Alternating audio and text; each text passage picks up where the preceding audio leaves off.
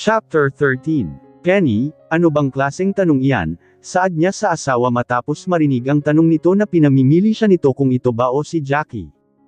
I am sorry, Arkin. I can't take it anymore. Maybe nag-agreed ako noon dahil hindi ko pa alam kung ano ba talaga ang mangyayari, but, now alam ko na at naiintindihan ko na at masasabi kong hindi ko kayang dalawa came sa iyo, litanya sa kanya ng asawa habang nakatingin sa mata niya. Pero Penny, mamili ka lang sa amin dalawa, Arkin ganoon pang kadali iyon, putol nito sa sasabihin pa niya. Melang-iling siya ng ulo at napahawak sa kanyang ulo na tila ba biglang sumakit dahil sa pinamimili siya ng kanyang asawa. Kama lang naman ang dahilan kaya hindi mo maiwanan si Jackie, tama ba? Taas mukhang tanong pa nito sa kanya. Naninibago tuloy siya kay Penny, parang hindi ito ang Penny na kakilala niya. Ang Penny na pinakasalan kasi niya at sunod sunyeran sa lahat ng gusto niya, hindi siya sinusuway. Lahat ng gusto niya ginagawa nito, malayo sa Penny na matapang at palaban ngayon na nasa harapan niya. Ilang araw pa nga lang silang kasal tila lumitaw na ang tunay na kulay ng kanyang asawa. Hindi pala ito submissive kung ganoon. Hindi pala ito gaya ng kanyang iniisip. Buong akala pa naman niya hindi sasakit ang kanyang ulo sa pagsasama nila ni Penny. Akala din niya magiging madali lang ang lahat sa kanila, dahil mabait ito at napapasunod niya ito. Pero ngayon iba na. Alam niyang may kinalaman ng kanyang kapatid sa biglang pagbabago ng ugali ni Penny. Tiyak niyang kung ano-ano ang sinabi ni Vlad sa asawa niya para masiraan siya nito. Kung Jama lang naman hindi pa ba ko sapat sa iyo, Arkin?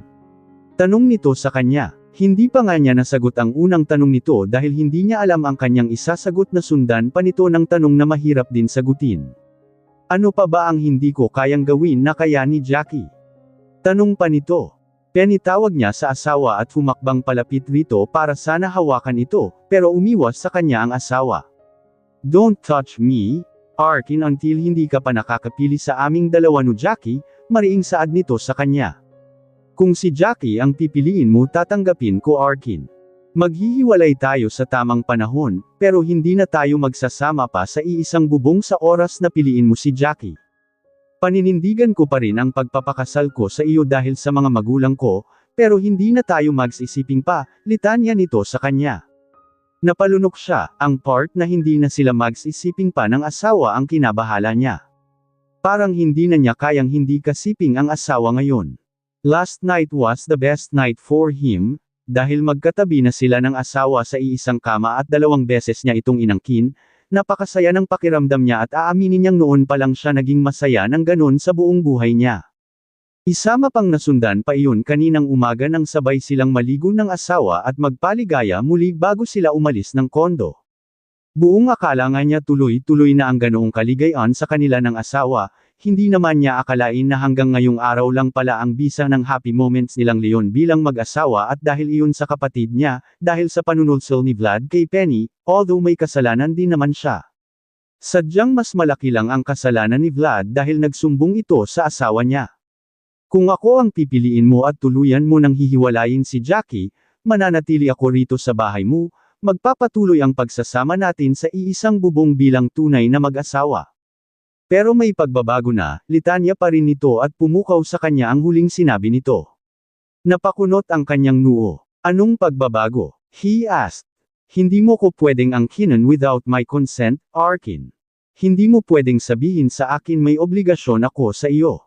Gagawin ko ang lahat ng obligasyon ko sa iyo maliban sa kama, tugon niya. Penny, anong kabaliwan ito? Kunot noong tanong niya dahil naguluhan siya sa mga sinabi ng asawa. Parang kahit sinong piliin niya hindi pa rin niya maaangkin ang asawa. Ipagluluto pa rin kita at ihahanda ko ang mga gamit mo sa pagpasok, pero ang obligasyon ko sa iyo sa kama ay nakadepende sa akin, Arkin. Ako ang magdesisyon kung pwede tayong magsiping o hindi, paliwanag nito sa kanya. What? Tanging tanong niya dahil napakalabo ng gusto nitong mangyari. Bakit, Arkin, ano ba ang tingin mo sa kasal? Para sa iyo ba ang kasal ay lama lang? Tanong nito sa kanya. Hindi sa ganun, Penny, tugon niya. Well, it's time na ma-realized mo kung ano nga ba ang ibig sabihin ng kasal. Para na rin hindi na lang laging kama ang nasa isip mo at nais mong gawin, saad nito sa kanya. Humugot siya ng malalim na paghinga. Napakadali lang sanang mamili kung sino sa dalawang babae. Dahil pipiliin niya ang asawa niya syempre, bukod sa maipagmamalaki niya si Penny, wala talaga siyang balak hiwalayan ito. Hindi niya kayang saktan ang kanyang mga magulang pati na ang mga magulang ni Penny, kaya kahit ano pa ang mangyari hindi sila maghihiwalay ni Penny. Pero ngayon sa biglang pagbabago ni Penny sa kanya, makakaya ba niyang titigan lang ang kanyang magandang asawa na kasama niya sa bawat araw sa iisang bubong at hindi naman niya pwedeng angkinin? Hindi na rin ba mauulit ang napakagandang pinagsaluhan nila kagabi at kaninang umaga dahil sa isang pagkakamali niya? Ano ba ang dapat kong gawin para maayos natin ito, Penny? He asked. Hiwalayan mo si Jackie, agad nitong tugon sa kanya. Can do that if that's what you really want, Penny. Kahit ngayon mismo makikipaghiwalay ako kay Jackie, tugon niya sa asawa. Gagawin niya yun, huwag lang nitong ipagkait sa kanya ang makasiping ito sa kama. Yes, Arkin, yan ang gusto kong mangyari. Hiwalayan mo na si Penny. Dahil hindi ko kayang misakmura ang mga kababuyan nyo. Gawin mo na ngayon din. Taas mukhang tugon sa kanya ng asawa. Hindi niya alam kung paano nangyari pero bakit parang siya na ngayon itong sunod sonyeran kay Penny. Bakit siya na yata ang takot sa asawa niya ngayon? Dahil ba sa natikman na niya ito at masasabi niyang naibigay ni Penny sa kanya ang nais niya, na satisfied siya ng kanyang asawa, kaya ngayon takot na takot siyang mawala ito sa kanya. Pag ginawa ko iyon, mauulit ba ang nangyari kagabi? He asked. Iyon naman kasi talaga ang concern niya. Hindi ko maipapangako, Arkin, pero may chance na maulit iyon depende sa attitude na ipapakita mo sa akin, tugon ng asawa sa kanya. Hindi siya nakakibo. Naduduwag na talaga siya, natalo na siya ng kanyang asawa ngayon. Bumaliktad na ang kanilang sitwasyon ngayon, siya na talaga ang susunod sa asawa niya ngayon. Ibigay mo na lang sa akin ang sagot mo bukas, Arkin. Nais ko nang magpahinga, paalam nito sa kanya. Bago pa man siya makasagot tumalikod na ito at lumakad patungo sa may silid. Damn it! Mura niya sa sarili. Hindi siya makapaniwala na kaya siyang kontrolin ni Penny ngayon dahil lang sa kagustuhan niyang maangkin ang asawa. Kinabukasan nagulat na lamang siya nang paggising niya nakahanda na ang kanilang almusal ni Arkin. Siya dapat ang maghahanda nun para sa kanila ng asawa, pero mukhang inunahan na siya nito. Good morning, Penny, nakangiting bati sa kanya ng asawa nang mapansin siya nitong lumabas ng silid. Humugot siya ng malalim na paghinga bago sinulyapan ng asawa. Nagtama ang kanilang mga. Yes, nakangiti ito at napakagwapo nito ngayon. Fresh na itong tignan kahit hindi pa ito naliligo. Ganoon pa man kahit gaano ito kagwapo hindi siya magpapadala rito. Ano naman ang magagawa ng gwapong mukhang kung hindi naman ito makontento sa isang babae lang. Gusto dalawa pa at sabay pa. Sa naisip sumiklab na naman ang inis niya sa asawa. Good morning, walang gana niyang bati rito, para iparamdam pa rin rito na galit at inis pa rin siya sa rito. Halos wala nga siyang tulog dahil sa kung ano-ano ang pumapasok sa isip niya. Naroong nais niyang makipaghiwalay na lang kay Arkin kesa sa patuloy siyang ma-stress sa pagsasama nila. Leon nga lang ano naman ang paliwanag na gagawin niya sa kanyang mga magulang. Kahit papano mahalaga sa kanya si Arkin, at mahal niya ito, ayaw niya itong masira sa ibang tao lalo na sa mga magulang niya. Ganyan siya kung magmahal pinuprotektahan niya. Ayaw man niya o hindi kasi mahal niya talaga si Arkin kaya, kahit masakit na at nahihirapan na siya, kailangan niyang magtiis sa pagsasama nilang ito. Ganoon pa man nakapag-set na rin siya ng boundaries at nasabi na kay Arkin na dapat na itong mamili sa kanila ni Jackie, dahil hindi na siya papayag na dalawa sila sa buhay o sa kama nito. Kumusta na ang pakiramdam mo? Tanong ni Arkin sa kanya nang humakbang siya patungo sa may bathroom para maghilamos muna bago sila nito kumain. Kaya mo na ba ang sarili mo? Tanong pa nito sa kanya. I am okay, don't worry. Tugon niya na hindi man ito sinusulyapan at nagpatuloy siya sa paglalakad patungo sa bathroom. Wala naman na siyang narinig pa kay Arkin. Naghilamos lang siya sa saglit at tinitigan ang sarili sa salamin. Kagabi awang-awa siya sa kanyang sarili, pero ngayon hindi na. Hindi siya dapat maawa sa kanyang sarili, lalo na't may pwede pa siyang gawin para maayos ang pagsasama nila ni Akren. Hanggat may nakikita siyang pag-asa para maayos pagagawin niya. Hindi siya basta susuko kay Arkin, pero hindi niya iyon dapat pang ipaalam sa asawa, para hindi naman siya nito ay take for granted, alam naman kasi niyang one-sided love lang naman ang pagsasama nilang ito. At umaasa siya na kung wala na si Jackie baka matutunan na rin siyang mahalin ng kanyang asawa. Kaya dapat na mawala na ang higad sa pagsasama nilang ito ng kanyang asawa, at gagawin niya ang lahat mawala lang ang higad na pilit kumakapit sa asawa niya. Ikaw ang asawa Penny, legal kang asawa, ikaw ang may karapatan kay Arkin, bulong pa niya habang nakataas ang mukha at nakatingin sa salamin. Ipaglalaban niya ang pagsasama nilang ito ni Arkin. Pasensya ka na niluto ko lang kung ano ang kaya ko, paumanhin pa ni Arkin sa kanya nang magtungo siya sa may komedor para kumain na. Kamot pa nga ito sa batok na parang nahihiya. Ang cute tuloy nitong tignan. Imagine isang CEO ang nahihiya sa kanya ngayon. Isang successful businessman ang naghanda sa kanya ng almusal. Salamat, pasalamat niya. Kahit natutuwa na siya hindi niya pinahalata kay Arkin. Maupo ka na, saad nito at pananghila pa siya nito ng upuan, kulang na nga lang hawakan siya nito at alalayan pang makaupo. Kunin ko lang ang kape, saad pa nito nang makaupo siya. Kinikilig siya pero hindi niya pwedeng ipahalata.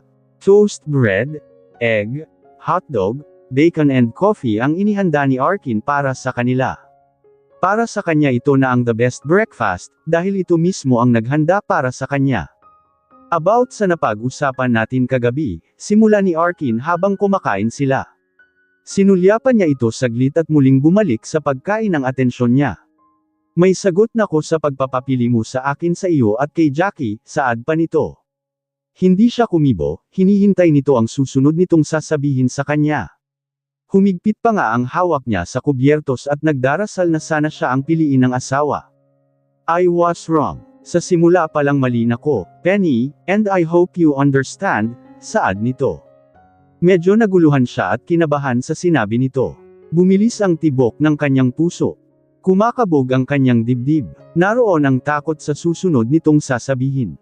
After ng class mo sunduin kita, mag-dinner tayo sa labas, doon ko sasabihin ang sagot ko, saad nito. Napasulyapan siyang muli sa asawa at humugot ng malalim na paghinga. Nabitin pa kasi siya, akala niya sasabihin na ng asawa kung siya ang pipiliin o si Jackie. Okay, tanging tugon niya. Wala naman kasi siyang alam isagot rito. Thank you, Penny, pasalamat nito sa kanya. Tumanggaw siya at tinuloy ang pagkain habang ang isip at nagdarasal and siya ang pipiliin ni Arkin. Are you sure kaya mo nang pumasok sa school? Baka gusto mo munang magpahinga, saad pa ng asawa sa kanya. Papasok na ko. Ayoko din naman kasing magstay sa bahay mag-isa, baka kung ano lang ang maisip kong gawin, tugon niya rito. How about magpa-follow up check-up? Tanong nito. I am okay. Wala na akong nararamdamang kakaiba, tugon niya. That's great. Basta pag may naramdaman ka sabihin mo agad sa akin, Arkin said. Sige, tugon niya sa asawa. Matapos kumain isa-isa na silang naligo hindi nakatulad kahapon na sabay silang naligo nito. Isang beses pa nga lang niya naranasan ang makasabay ang asawa sa pagligo hinahanap-hanap na niya. Sana ganoon rin si Arkin para naman siya na ang piliin nito. Pag siya ang pinili ng asawa hindi ito magsisisi, gagawin niya ang lahat para maligayaan ito at para hindi na ito maghanap pa ng ibang babae. Once na siya ang pinili ni Arkin wala nang ibang babaeng makakalapit pa sa asawa niya. Lahat ng higad na nais dumikit sa asawa niya titiraizan niya. Pagdating sa school hindi na niya napigilan ng asawa nang mauna itong bumaba para pagbuksan siya ng pintuan at ihatid sa may gate ng campus. Todo alalay pa nga ito sa kanya sa pagbaba niya sa passenger seat. At syempre marami na naman ang nagbubulungan sa paligid at tiyak na mas marami ngayon, dahil mukhang marami rin ang nakasaksi sa kanila ni Vlad kahapon nang mawalan siya ng malay. Sunduin kita mamaya after class for our dinner, Arkin said nang nasa tapat na sila ng gate. Sige, tugon niya sa asawa. Nang mapansin niyang hahalik ang asawa sa pisngi niya umiwas siya. Hindi pa kasi niya alam kung sino ang pinipili nito kaya ayaw muna niyang magpahalik rito. Ingat ka sa pagpasok sa trabaho, she said nang umatras rito palayo para hindi siya nito maabyutan. Yeah, I'll call you later, Arkin said. Tango ang naging tugon niya at agad na siyang lumakad papasok sa loob ng campus. Habang naglalakad siya masamang tingin ang pinapukol sa kanya ng mga kaeskwela niyang babae. Grabe siya magkapatid pa ang tinutuhog. Oo nang. Ang chika nasa rooftop daw sila ni Vlad kahapon nang mawalan siya ng malay. Baka naman buntis na. Buntis at hindi malaman kung sino sa magkapatid ang ama. Saka nagtawanan pa ang mga ito. Ilan sa mga narinig niyang bulungan sa paligid tungkol sa kanya at sa magkapatid na De La Vega. Ang sarap sanang patulan kaya lang mas pinili na lang niyang huwag patulan ang mga ito at manahimik, puro kasinungalingan lang naman ang sinasabi ng mga ito. Penny, tawag sa kanya sa di kalayuan at nakita niya si Lexi na patakbong lumalapit sa kanya. Lexi, bakit ka tumatakbo? Salubong niya sa kaibigan. Kumusta ka na? Okay ka na ba? Ano ba kasing nangyari sa iyo at nawalan ka ng malay? Sunod-sunod na tanong sa kanya ng kaibigan. Okay na ko Lexi, tugon niya at ngumiti sa kaibigan. Buti na nga lang may tunay siyang kaibigan tulad ni Lexi. Grabe, nag-alala talaga ako sa iyo, saad pa nito at kinabig siya nito payakap. Buti na lang at okay ka na. Walang masamang nangyari sa iyo, saad pa nito nang kumalas sa kanya ng yakap. Penny, tawag nito sa kanya habang naglalakad na sila papasok sa building. Ano ba ang nangyari at nasa rooftop kayo ni Vlad? Tanong ng kaibigan sa kanya. Alam niyang kalat na kalat sa buong campus na nasa rooftop sila ni Vlad at silang dalawa lang. At alam niyang maraming nag-iisip ng hindi maganda sa kanila ni Vlad. Nag-usap lang Kim, tugon niya. Bakit sa rooftop pa? Yuzisa ni Lexi. Lexi, kung ano man ang naiisip mo, hindi ganun Leon, pangunguna na niya kaibigan. Alam ko naman hindi ka ganun Penny. Pero sabihin mo nga sa akin, may gusto ba sa iyo si Vlad? Lexi asked her. Buti naman at nagkaroon ka ng time, puntahan ako dito. Saad ni Jackie nang sadyahin ito sa location ng photoshoot nito ngayong araw. Kailangan niyang makausap si Jackie para ipaliwanag na rito ang lahat na kailangan na nilang tapusin ang anumang meron sila ngayon. Pipiliin niya si Penny this time over Jackie. Alam kasi niyang mas safe kung si Penny ang piliin niya. Una, wala na siyang magiging problema pa sa pamilya niya at parents ni Penny. Beside 18 pa lang naman siya, alam na niya na ikakasal siya kay Penny at inihanda na niya talaga ang sarili noon pa man. Sadyang may hinahanap lang ang kanyang katawan na kay Jackie niya natagpuan. But, after nilang magtalik ni Penny, he realized na kaya din ni Penny ang mga ginagawa ni Jackie sa kanya, kaya naman bakit pa niya pipiliin si Jackie kung lalo lang sasakit ang ulo niya sa problemang darating sa kanya, at least kay Penny safe siya, ligtas siya sa lahat. And also pwede naman niyang maturuan si Penny sa kung ano pa ang dapat nitong matutunan pagdating sa pakikipagtalik. We need to talk, seryoso niyang saad kay Jackie. Kung ang pag-uusapan natin iyong nangyari sa opisina mo, wala sa akin iyon. Isa pa, hindi naman na bata pa ang kapatid mo kaya naiintindihan niya kung ano ang nakita niya, litanya nito sabay kawit pa sa mga kamay nito sa batok niya na agad naman niyang inalis. Maraming tao sa paligid at hindi niya nais na may makakita pang magkayakap sila ni Jackie at baka umabot pa kay Penny at simulan pa ng kanilang pag-aaway mal. Arkin, what's wrong? Nagtatakang tanong sa kanya ni Jackie. Hindi naman kasi siya ganito sa nobye kahit sa public place kasi nakikipaglampungan siya rito, but not now, dahil it's over. Come here, he said at hinawakan sa braso si Jackie at lumakad sila palayo sa maraming tao para hindi na marinig pa ng iba ang pag-uusapan nila. You are acting weird, Arkin, Jackie said sabay bawi sa braso nito nang nasa malayo na sila sa maraming tao. We need to talk about US, Jackie, he said. Ano ba kasi iyon? Taas kilay na tanong nito at pinagsalikop pa ang mga kamay sa dibdib nito at inis na tumingin sa kanya. Alam niyang matalino at madaling makaget si Jackie kaya tiyak na ramdam na nito kung ano ang sasabihin niya rito. Sabihin mo na may shoot pa ko, pagtataray pa nito sa kanya. Let's end this, he said. Nakita niyang nagulat si Jackie sa sinabi niya pero agad din itong nakabawi at lalong nagtaas ng kilay sa kanya. End this? What do you mean? Jackie asked. It's over?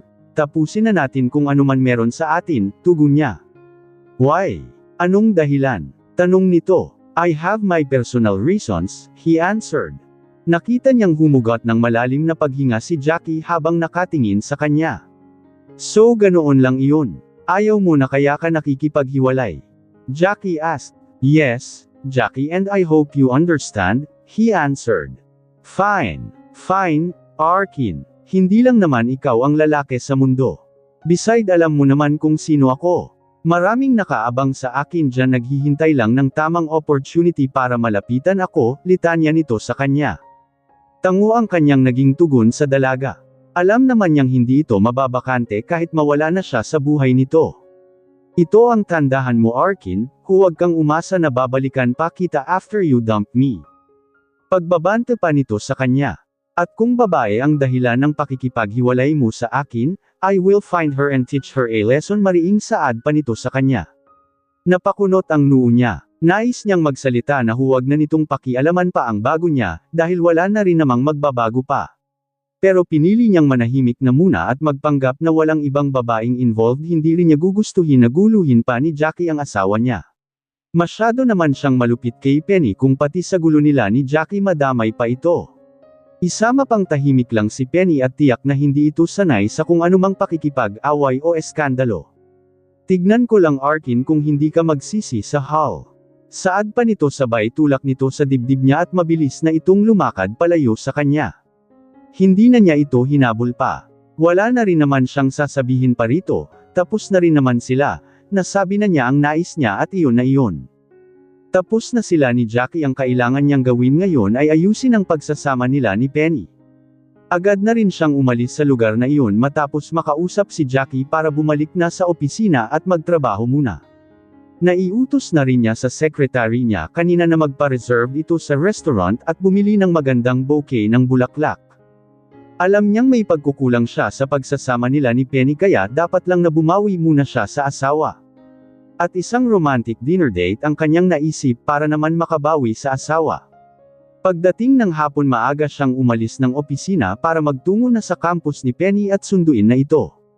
Napangiti pa nga siya ng sulyapan ang magandang bouquet ng rosas sa passenger seat. Labat niya kay Penny yun mamaya pagsundo niya sa asawa. Kahit papano marunong pa naman siya magpakilig, at alam niyang mga ganitong galawan ang nais ni Penny dahil nga bata pa ito, kaya hindi siya mahihirapan pakiligin ang asawa. Pagdating sa labas ng campus, sinuot niya ang mamahaling shades at lumabas na ng sasakyan para umikot sa may passenger seat at kunin ang bouquet ng bulaklak para sa asawa. Pansin nga niyang marami ang nakatingin sa kanyang mga estudyante at hindi maitago ang kilig habang sinusulyapan siya at ang hawak niyang mga rosas. Ewan ba niya iba ang impact ng bulaklak sa mga babae? Sa may gate ang focus niya para paglabas ni Penny masalubong niya agad ang asawa.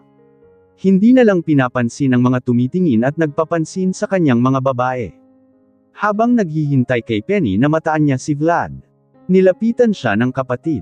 Para saan ang pabulaklak na iyan, kuya? Tanong nito sa kanya na walang emosyon. Para ito kay Penny, tugon niya sa kapatid. Of course para kay Penny iyan. Ano iyan, peace offering sa panloloko mo sa kanya, mariing saad ng kapatid sa kanya at ngumisi pa ito. Yumigting ang kanyang panga, kung hindi lang niya ito kapatid, kanina pa niya ito sinuntok sa mukha. Pasalamat pa rin ito at nagpipigil siya. Siya ang matanda kaya siya na ang uunawa sa kapatid. Sa tingin mo mabubur ng bulaklak na layen ang mga panloloko at pagpapalkot mo kay Penny? Tanong pa nito. Talaga tila nais siyang inisin at mapuno ng kapatid para patulan niya ito. Bagay na hindi niya dapat gawin dahil tiyak na maeskandalo lang sila. Magkapatid pa rin sila at hindi sila dapper nag-aaway dahil lang sa isang babae. Vlad, kung ano man ang problema namin ni Penny, personal na namin Leon, huwag ka nang makialam pa, he said at sinulyapan ang gate baka kasi naroon na ang asawa. No kuya, mananatili akong nakamasid sa inyo ni Penny. Kaya nga kahit ano pilit nila papa at mama na umalis ako ng San Nicolas, hindi ako pumapayag, dahil nais kong bantayan kayo ni Penny, lalo ka na kuya. Dahil ayokong patuloy mo siyang lokohin at gamitin lang. Mahabang litanya nito sa kanya. Ipanatag mo na ang loob mo Vlad at pwede ka nang umalis ng bansa para mag-aral, he said. Ano? Kunot noong tanong nito. Hiwalay na came ni Jackie, mas pinili ko ang asawa ko. Kaya wala ka nang dapat pang ipag-alala sa pagsasama namin ni Penny, wala na si Jackie, tugon niya. Lalo namang lumalim ang kunot nito sa noo habang nakatingin sa kanya. Kung hindi ka naniniwala, puntahan mo si Jackie, alamin mo sa kanya, he said. Hindi pa rin guarantee iyon na hindi mo sasaktan si Penny, kuya. Dahil hindi mo naman siya mahal at alam kong hindi mo siya mamahalin. Saad nito. Tungkol dyan, Vlad, personal na naming problemang mag-asawa iyan, tugon niya sa kapatid. Pinagpasalamat niyang namataan na niya si Penny na palabas ng gate kasama ang kaibigan nito, kaya nagkaroon siya ng dahilan para iwasan na ang kapatid na lahat na lang pinakikialaman nito sa kanila ni Penny. "Excuse me," he said at lumakad na palapit kay Penny at sa kaibigan nito na nakatingin sa kanila ni Vlad. Hindi nakaligtas sa kanya ang pagsiko ng kaibigan ni Penny rito habang nakangiti nang makita ang hawak niyang bouquet na bulaklak. "Hi, Penny," bati niya sa asawa nang makalapit at agad na inlabot ang mga bulaklak sa asawa at hinalikan pa ito sa pisngi. Hindi alintana ang mga tao sa paligid na nakatingin sa kanila. Deserve ni Penny ang ipagmalaki niya at iharap sa maraming tao, asawa niya ito. Binati na rin niya ang kaibigan ng asawa na agad na ring nagpaalam sa kanila at iniwan silang dalawa. Nang lingunin niya ang kapatid sa tabi ng kanyang sasakyan, wala na roon si Vlad. Nakita niyang naglalakad na ito palayo. "Thanks," pasalamat naman ni Penny sa kanya habang inaamoy-amoy ang mga bulaklak. "Let's go," iniaya niya sa asawa. Tumanggo naman ito at lumakad na sila palapit sa kotse niya. Pinagbuksan niya ng pintuan ng asawa ang inalayan itong makaupo sa passenger seat. Marami pa rin ang mga matang nakasunod sa kanila, hindi na lang niya pinapansin ang mga ito. "Magkausap kayo ni Vlad," Penny said habang tinatahak na nila ang daan patungo sa restaurant kung saan sila nito kakain. "Ah, yeah," may sinabi lang siya, tugon niya na sa kalsada nakatuon ng atensyon. "Anong pinag-usapan niyo?" Penny asked. "Ano pa nga ba, edi ikaw," tugon niya sa asawa. "Ako na naman pala," malungkot na saad nito. Sinulyapan niya ang asawa na nakatingin sa mga rosas. "Huwag mo na lang pansinin si Vlad," he said. "Mabuti at hindi kayo nag-away," saad pa nito. "Hindi naman," tugon niya. "Bata pa rin kasi si Vlad, kaya ganoon na lang kung kumilos at magsalita siya," he said. "Oo nga," tugon naman nito. "Mas may mahalaga pa tayong dapat pag-usapan, Penny, kesa sa kapatid ko," he said. "Ano?" tanong nito. "About US. About sa tanong mo sa akin kagabi kung sino ang pipiliin ko sa inyo ni Jackie," he answered. "Sino nga ba?" tanong nito. "I will answer that later, and I will explain everything," tugon niya sa asawa. "Sige," saad naman nito. Wala namang magbabago sa pagsasama nila sa napili niyang desisyon, kailangan lang niyang maipaliwanag ang lahat kay Penny, para naman hindi ito umasa at masaktan sa huli. Bata pa kasi ang kanyang asawa at baka mag-expect pa ito ng kung ano mula sa kanya. Ibibigay lang naman niya kung ano ang kaya niya sa pagsasama nilang ito. Isang romantic dinner ang set up ng kanilang mesa, masasarap na pagkain din ang nakaahin, may steak at wine din. Isama pa ang mga tumutugtog ng violin sa loob ng restaurant. Ang romantic naman, hindi niya napigil ang isang tinig. "Dapat lang dahil Mrs. ko yata ang kadate ko ngayon," nakangiting tugon sa kanya ni Arkin. Hindi naman niya naitago ang ngiti sa labi at kilig sa naging tugon sa kanya ng asawa, isama pa ang ngiti nitong lalong nagpagwapo sa asawa niya. Madalas naman ngumiti si Arkin, sadyang iba lang ang ngiti nito ngayon para sa kanya, ang gwapo kasi nito. Lalo yatang naging gwapo ang asawa niya dahil may pa-romantic dinner ito sa kanya. Ganoon pa man hindi pa rin niya inaalis sa isip niya ang totoong dahilan kung bakit sila narito ng asawa. Pag-uusapan kasi nila ang tungkol sa kanya at kay Jackie, pinapipili na niya ang asawa sa kanila ni Jackie, alam niyang wala siyang karapatang gawin iyon kay Arkin dahil kasunduan lang naman ang lahat sa kanila, pero ganoon pa man kasal sila at legal iyon na pwede niyang gamitin laban sa asawa para makuha niya ang kanyang gusto. Hindi na kasi niya kaya pang may Jackie na aali-aligid sa tabi ng asawa niya, lalo na't nakikita pa ng ibang tao, mag-asawa na sila at dapat lang nawala ng ibang babae pang dumidikit sa asawa niya, siya na lang dapat ang tanging babae sa buhay ni Arkin, dahil ito lang naman din ang tanging lalaki sa buhay niya. Masaya silang kumain habang nagkukwentuhan about sa studies niya at kung ano ang balak niya after makagraduate. Hindi pa nila sinisimulan pag-usapan ang kanilang dapat pag-usapan. "Pwede ka sa company after mong makagraduate," Arkin said to her. Ngumiti siya rito kahit hindi niya gusto ang sinabi nito. Sa totoo lang kasi wala siyang balak magka-career dahil ang nais niya ay alagaan ang asawa at ang kanilang magiging anak, nais niyang maging full-time housewife sa kanyang asawa at mga magiging anak kay Arkin.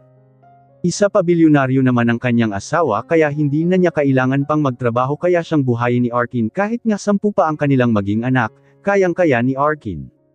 Pero saka na niya iisipin ang tungkol sa bagay na iyan, uunahin na muna niya ang maglinis ng kalat na pilit dumidikit sa asawa niya.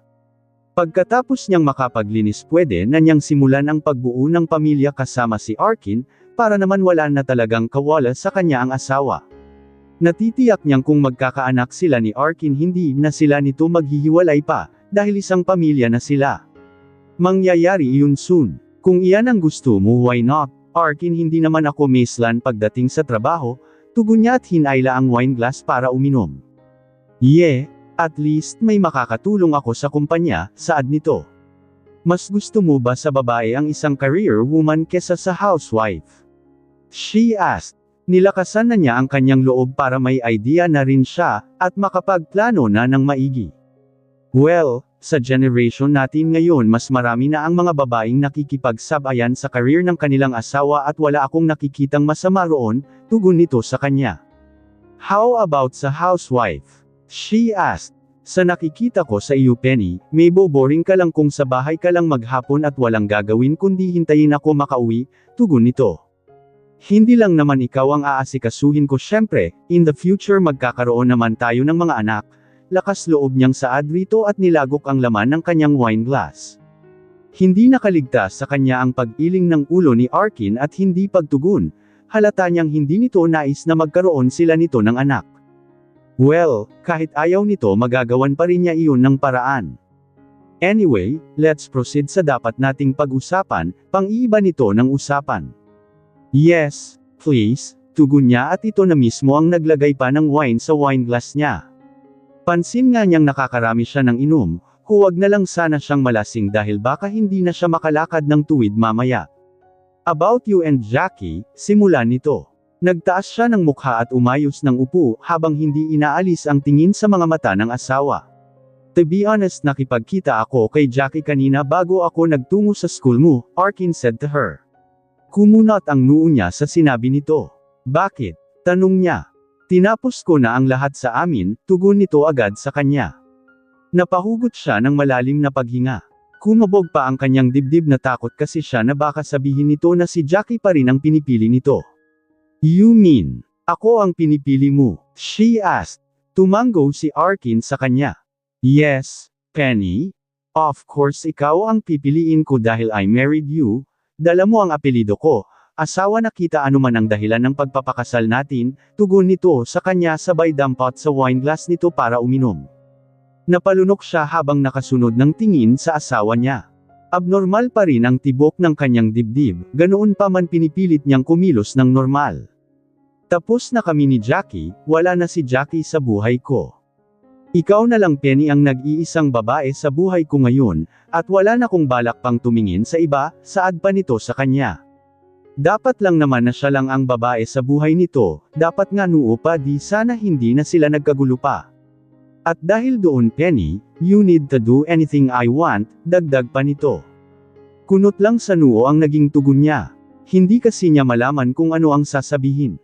Bilang asawa ko Penny, at nag-iisang babae sa buhay ko, you need to promise me na willing kang gawin ang lahat ng gusto ko, Arkin said. About what? She asked medyo naguluhan kasi siya sa sinasabi nito. I am talking about kama, tugon nito sa kanya. Nadismaya siya sa asawa. Pwede naman kasi nitong sabihing make love pero kama ang ginamit nitong salita na para bang hindi siya nito asawa at basta lang siya babae na ikakama nito. Para sa kaalaman mo Jackie is really good in bed, Arkin said. Nanlaki ang kanyang mga mata sa sinabing iyon ni Arkin. Hindi rin niya maitago ang inis sa asawa. Tama bang sabihin nito sa kanya na magaling ang higad na iyon sa kama? Isa ang kama sa dahilan kung bakit mahirap bitawan si Jackie. Ang babaeng katulad kasi niya ay walang limit pagdating sa pakikipagtalik. Game kung game, walang inaatrasan na laban sa kama, and also nakikipagtagisan siya ng galing sa akin pagdating sa mamalitanya nito sa kanya na as if naman na interesado siyang malaman ang tungkol doon. Nagtaas siya ng kilay at dinampot ang wine glass para uminom. Kailangan kasi niya ng pampalakas ng loob para makasagot sa ganitong klaseng usapan sa asawa. Arkin knows she is naive, walang anumang karanasan sa pakikipagtalik, pero pinakita naman niya sa asawa na kaya niya ang ibang bagay, naipakita naman niya ang skills niya sa pagluhod rito, isama pa ang pagtagal niya ng ilang rounds sa kama. But, of course kung ihahambing siya kay Jackie baliwala pa rin ang skills na nalalaman niya para sa asawa. Hindi nga niya alam kung bakit kailangan pa niyang makipag-compete sa ibang babae pagdating sa pakikipagtalik sa asawa niya. Mula pagkabata kilala niya si Arkin, sadyang wala siyang idea na may kakaiba pala itong pag-uugali pagdating sa babae at kama. Ano ba ang kaya niyang gawin na hindi ko kaya? Matapang niyang tanong kay Arkin matapos halos maubos ang laman ng kanyang wine glass. Kahit alam niyang mali ang ganitong makipag-compete siya at ibaba ang kanyang pagkatao sa asawa ay gagawin pa rin niya dahil sa lintik na pagmamahal niya kay Arkin. Totoo nga ang sabi ng marami na pag nagmahal ka nagiging bulag ka at bingi sa bawat mali sa taong mahal mo. Ang daming mall kay Arkin pero nabubulag siya sa kanyang pagmamahal sa asawa. Hindi niya ito nais mawala pa sa kanya. Asawa na niya ito, narito na siya sa spot na matagal na niyang pinapangarap at wala siyang balak na umalis kung saan man siya ngayon.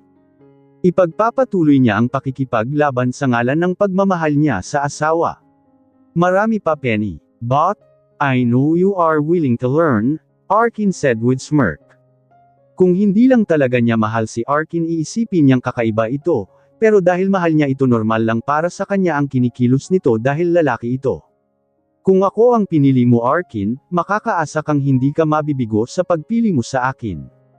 Kung ano man ang kayang gawin ni Jackie o ng iba pang mga babae, tinitiyak ko sa iyong kaya ko ring gawin Leon, lakas loob niyang saad rito.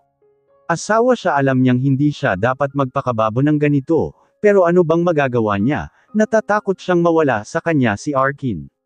Hindi na niya kakayanin pa kung mawala pa sa kanya ang kanyang mahal na asawa, kaya magpapakatanga na lamang siya dahil sa pag-ibig.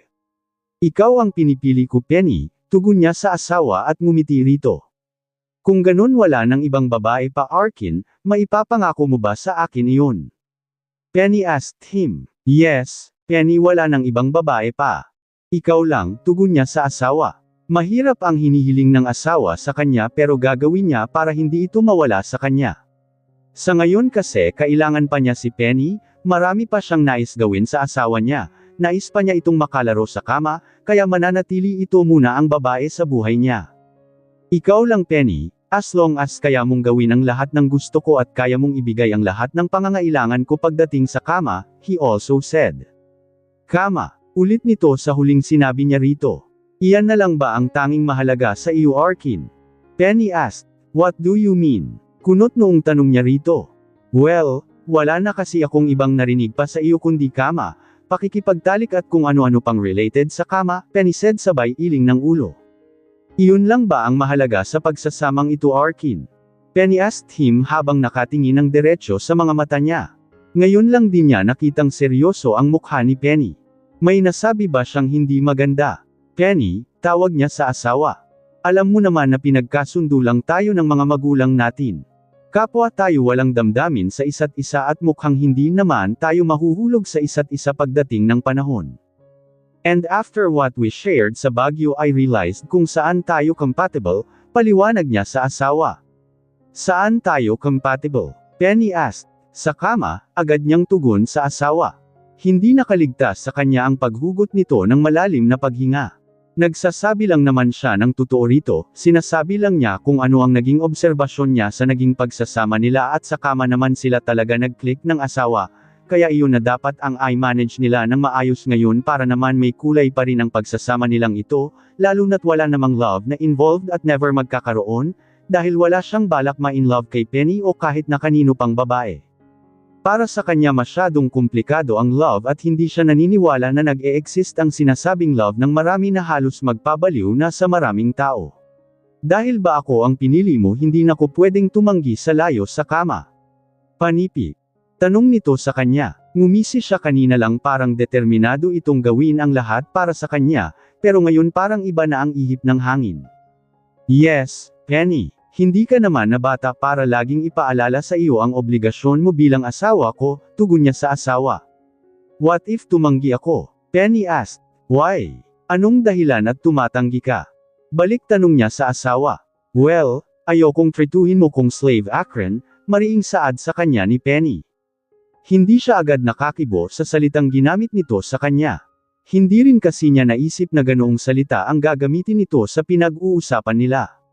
Hindi ganoon ang trato ko sa iyo Penny, asawa kita, he said.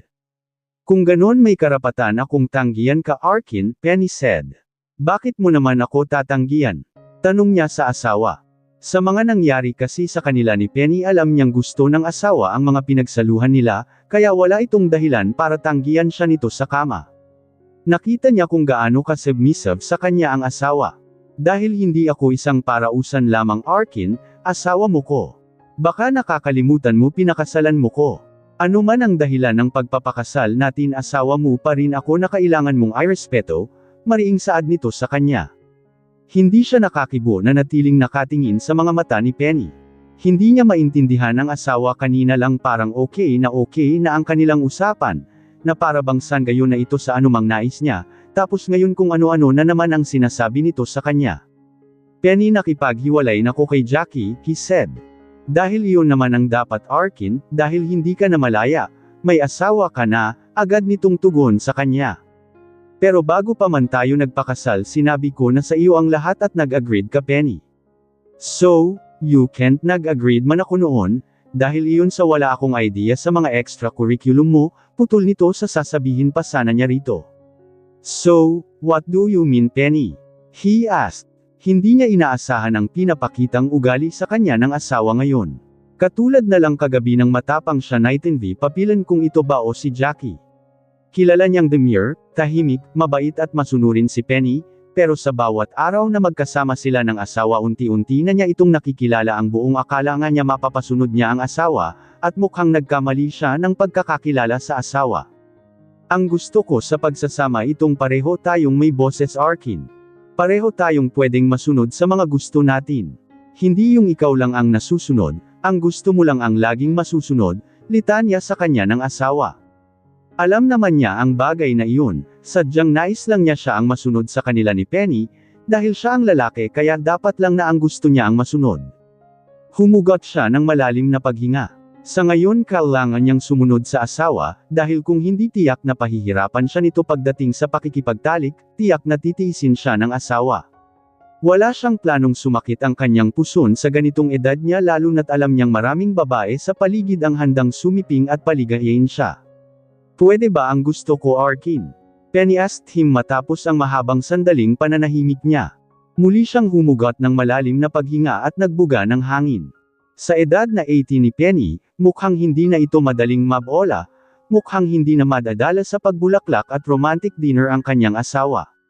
Matalino si Penny kaya tiyak niyang hindi niya ito mauuto gaya ng naisip niya sa asawa. Penny is not weak and naive.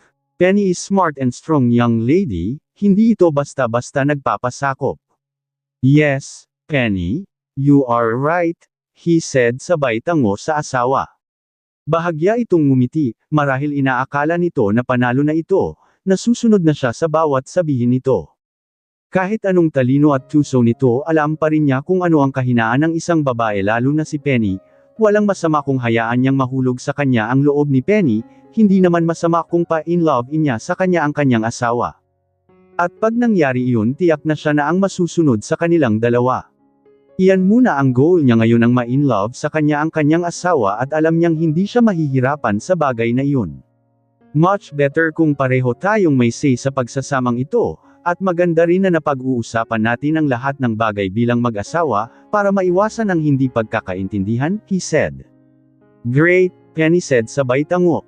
I guess wala namang issue sa pakikipagtalik mo sa akin right?